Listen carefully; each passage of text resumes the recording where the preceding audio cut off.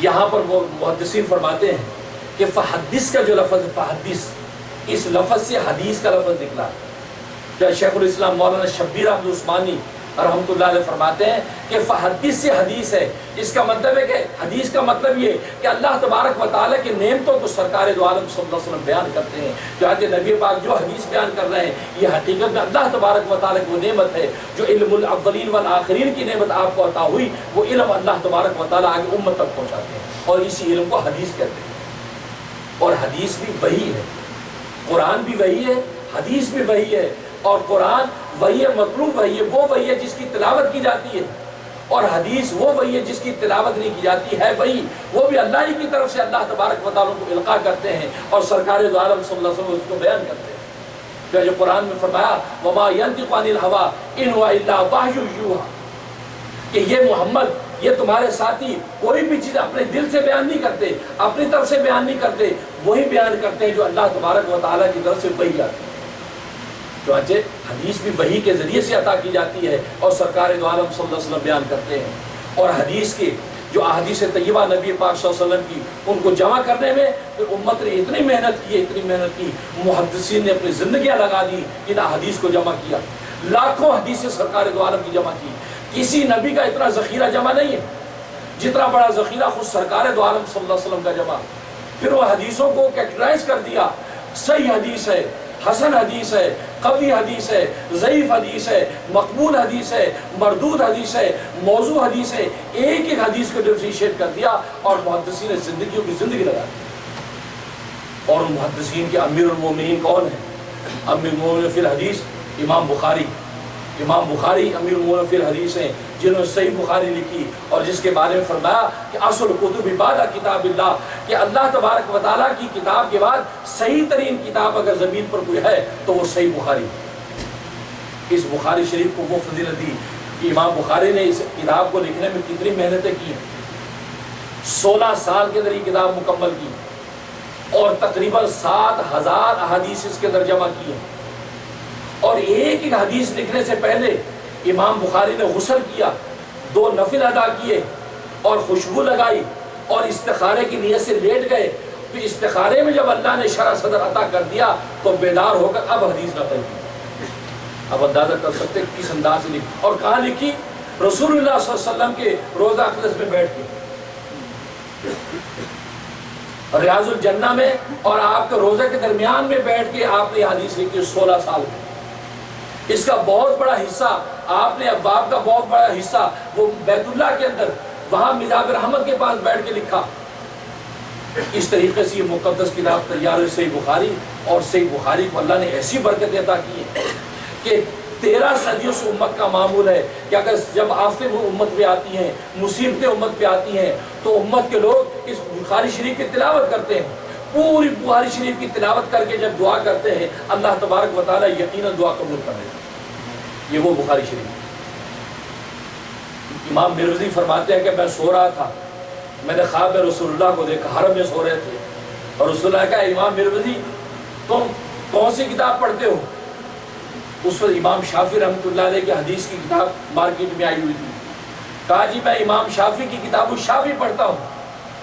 رسول اللہ نے ذرا تھوڑا سا ناراضگی کے اظہار میں فرمایا محبت سے، کہا کہ امام شافعی کی کتاب الشافعی پڑھتے ہو، میری کتاب نہیں پڑھتے ہو، میری کتاب نہیں پڑھتے ہو؟ تو کہتا میں ہاں کہ یا رسول اللہ آپ کی کون سی کتاب ہے؟ مطلب یہ آپ کی تو کوئی کتاب، تصریف آپ نے کوئی کتاب تو کی نہیں، آپ کی کون سی کتاب ہے؟ فرمایا کہ صحیح بخاری میری کتاب ہے، وہ بخاری پڑھا کرو۔ یعنی صحیح بخاری کو نبی پاک نے فرمایا یہ میری کتاب۔ اتنی صحیح حدیثیں اور اس کتاب میں ایسی برکات ہیں آپ اس کا تصور نہیں کر سکتے۔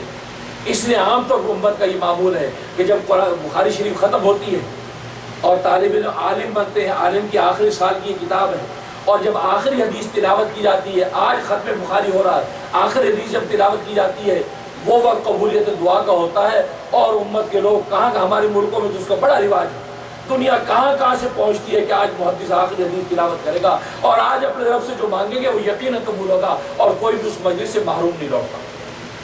یہ وہ کتاب۔ اور یہ امریکہ جیسے ملک کے اندر آپ کو تو موقع نہیں ملتے، لیکن الحمدللہ اللہ کا دین بڑا اونچا ہے، بڑی قربانیاں دی اس دین کے لیے علماء نے، اور خاص طور پیچھے قربانیاں چلے جائیں، بر صغیر کی قربانیاں دیکھیں۔ انگریز جب ہندوستان کے اندر آیا 1601 میں، اور پھر وہاں پر انگریز نے جب وہاں ہندوستان میں قبضہ کیا، اور وہ سمجھ گیا تھا کہ جب تک یہ علماء کو ختم نہیں کریں گے اس وقت تک یہاں پر ایمان اور دین جو قائم رہے گا، اور ہم اپنا یہاں پر اپنا نظام قائم نہیں کر سکتے۔ تو آپ تاریخ جانتے ہیں، تاریخ ہندوستان اٹھا کے دیکھیں، 14,000 علماء شہید کیے گئے، 14,000۔ 1857 کی جنگی آزادی میں 14,000 علماء شہید ہوئے۔ ان کو درختوں کے اوپر لٹکا دیا جاتا تھا اور گولیاں برسائی جاتی تھی، لیکن کوئی عالم یہ کہنے کے لیے تیار نہیں تھا کہ ہم محمد کے غلام نہیں ہیں۔ انگریز یہ کہتا تھا کہ تم یہ کہہ دو کہ ہم محمد کے غلام نہیں ہیں، اتنا کہہ دو تمہاری جان بخشی کر دیں گے۔ کہا خدا کی قسم ہمیں تو اپنے ایمان بخشی چاہیے، ہمیں جان کی پرواہ نہیں ہے۔ اور علماء 14,000 علماء اسی طرح شہید ہوتے چلے گئے، لیکن کسی نے یہ نہیں کہا کہ ہم محمد کے غلام نہیں ہیں، اس لیے کہ محمد کی غلامی ہے سند آزاد ہونے کی، محمد کی غلامی ہے سند آزاد ہونے کی، خدا کے دامن توحید میں آباد ہوتی۔ محمد کی غلامی تو اصل تو وہی غلامی، وہی اصل آزادی ہے۔ اس طرح قربانیاں دی، یہاں تک کہ لکھا ہے کہ جعفر تھانیسری، مولانا جعفر تھانیسری رحمۃ اللہ علیہ کو جب تختہ دار پہ لٹکانے کے لیے لے گئے تو زارو قطار رونے لگے، زارو قطار رونے لگے، اس لیے کہ تختہ دار پر لٹکانے سے پہلے انگریز ظالم نے ان کی داڑھی موڑ دی، ان کی داڑھی کاٹ توہین و تذلیل کے لیے۔ یہ دین ایسے ہم تک نہیں پہنچا کہ امریکہ میں بیٹھ کے بھی آپ مسلمان ہیں، کفرستان میں بیٹھ کر بھی آپ مسلمان ہیں، یہ ایسے نہیں پہنچا۔ آپ سمجھتے ہیں باپ دادا سے ایسے مل گیا، قربانیاں سننے کی بات سنا رہا ہوں، رونے لگے۔ تو انگریز نے کہا کہ کیا بات ہے، تم اب جان کی گردن کٹنے کی خوف سے رو رہے ہو؟ داڑھی تو کٹی ہے، ابھی تو گردن بھی کٹے گی۔ اللہ اکبر۔ جعفر تھانیسری نے کہا کہ رب کعبہ کی قسم میں اس لیے نہیں روتا کہ آج میری گردن کٹے گی، میں تو اس داڑھی کے پر رشک کرتا ہوں کہ اس داڑھی نے میری گردن سے پہلے قربانی دے دی۔ میں اس داڑھی پر رشک کر کے رو رہا ہوں کہ میری داڑھی محمد کی دین پر پہلے قربان ہو گئی، اور پھر میں برباد ہو گئی۔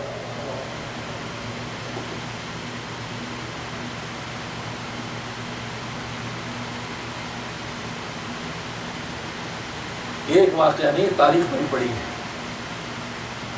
اور ہمیں پتہ ہی نہیں ہے کہ دین ہمیں کیسے پہنچا۔ ہم اللہ کو جانتے ہیں، رسول اللہ کو جانتے ہیں، اور اس کے دین کو جانتے ہیں۔ یہ قربانیاں، ورنہ یہ ہندوستان سے جب دین مٹ جاتا 1,000 مدرسہ صرف دلی کے اندر تھا، 1,000 مدرسہ، ہر مدرسے پر بلڈوزر پھیر دیے گئے، یہاں تک کہ شاہ ولی اللہ کا مدرسہ رحیمیہ دلی کے، اس پر بلڈوزر پھیر دیے، ایک مدرسہ رہنے نہیں دیا۔ اور یہ انگریز نے کہا کہ دنیا اگر مدرسے قائم رہیں گے تو ان کا دین قائم رہے گا، اور دین قائم رہے گی تو محمد امت قائم رہے گی، ان کے مدرسے مٹا دو۔ مدرسے مٹ گئے، لوگوں کے وجود مٹے، لیکن علماء اکرام نے سینے کے اندر محمد کے دین کو قائم رکھا، اور سینے کے ذریعے سے سینہ بسینہ دین آج تک پہنچا دیا۔ یہ امام بخاری، یہ ایسے بخاری لکھ لی، صرف 2 بادام کھاتے تھے، 2 بادام صرف، دن رات لکھ رہے ہیں، تعلیم و تعلم میں صرف 2 بادام۔ آپ 2 بادام کھا کے زندہ رہ سکتے ہیں؟ ہم تو 2 4 ڈونگوں کی جان جب تک نہ لیں، 12 روٹیاں نہ کھائیں اور ٹھنڈا پانی کی جھلیاں نہ پئیں تو مزہ نہیں آتا۔ اس پر بھی کہتا ہے کہ یار ابھی مزہ نہیں آیا، نعمت اچھی نہیں ملی۔ وہاں صرف 2 بادام پر امام بخاری نے 16 سال کے اندر امام بخاری